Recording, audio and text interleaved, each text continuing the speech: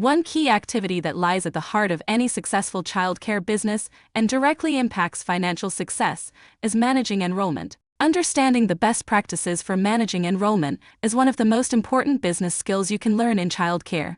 We will address fundamental steps for managing enrollment. By consistently dedicating time toward these steps, you will support your business's overall longevity and sustainability. The information contained here has been prepared by Civitas Strategies and is not intended to constitute legal, tax, or financial advice. The Civitas Strategies team has used reasonable efforts in collecting, preparing, and providing this information, but does not guarantee its accuracy, completeness, adequacy, or currency. The publication and distribution of this information are not intended to create, and receipt does not constitute, an attorney-client or any other advisory relationship. Reproduction of this information is expressly prohibited. Only non-commercial uses of this work are permitted.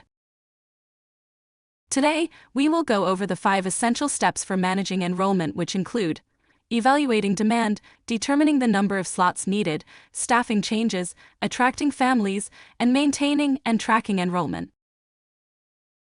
The most critical step for managing enrollment is determining the levels and types of demand for your childcare services. Indicators of demand can come from several places. You may have families that are interested in your services, making regular inquiries, or requesting to be added to your waitlist. You can also learn more about demand in your community by reaching out to several childcare businesses in your market. Find out if other childcare programs are at full capacity, and what age groups have the most or least availability, and what types of services they offer. Changes in your community can also indicate demand for particular age groups or services. Through research, you may find that there is a need locally for childcare within a specific price range, and you will need to determine if you are able to provide a level of care that lives up to your standards when offering those rates.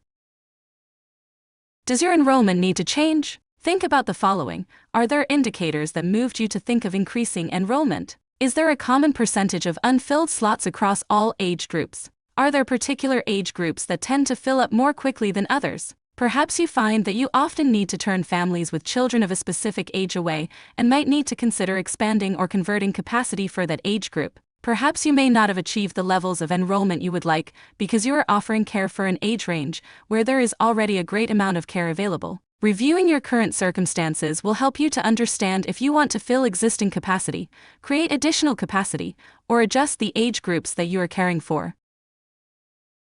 When formulating a plan to increase enrollment, you will determine the number of slots you need and will be able to fill. To find out the number of slots you will need to fill to advance the financial success of your business, you will want to evaluate your budget and refer back to your cash flow. The purpose of your budget is to make sure that all new expenses are accounted for, and the purpose of your cash flow is to determine how your changes impact your sustainability. As a good business practice, you will want to know the number of children needed monthly and annually to cover your costs and result in profit.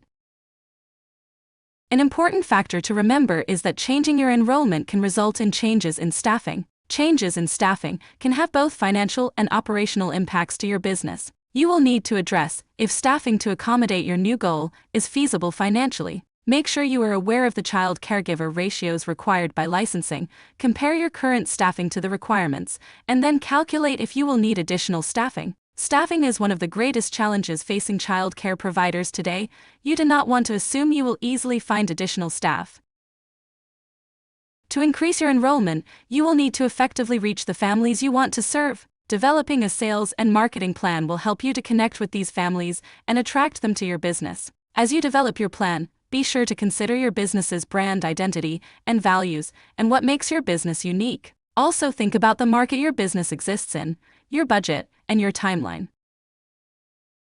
Once your level of enrollment meets your financial and operational needs and you feel satisfied with the number of children you care for, your focus should be taking the necessary steps to maintain enrollment. You will want to be aware of circumstances that will change enrollment, like parents or guardians who don't work summers, children who may be aging out of the program, or children starting school. Temporary changes in enrollment will affect your income, and you will want to plan for those changes. You may need to adjust your budget and carefully watch expenses during the time. It will be helpful to have additional cash reserves during time periods that your enrollment fluctuates. An excellent practice for your business is to keep a wait list. Have a standard procedure for updating your waitlist, making sure to have all pertinent information recorded, such as parent contact information, child's age, any special needs requests, and the date they are looking to enroll in your program. As you maintain enrollment over time, it is a good practice to evaluate your rates periodically. It is important that you balance setting rates that reflect the quality of care that you provide with setting rates that are attractive and encourage enrollment. Tracking enrollment is an important piece of understanding the ongoing health of your business. Your enrollment may fluctuate during different seasons, and you will want to be prepared for the highs and lows, as changes in enrollment can affect staffing and your cash flow. By having an ongoing tracking system, you can address anticipated changes and you can act quickly on changes that come unexpectedly. There are many methods you can use for tracking. If your enrollment is smaller in size, keeping a journal of weekly enrollment may suffice, but ideally, you will want to use a method that allows you to easily identify and analyze changes. This may be in the form of a computer spreadsheet updated weekly, which will allow you to keep a running tally of your enrollment while showing changes from week to week or season to season. A more advanced option is to invest in a child care management system, otherwise known as a CCMS.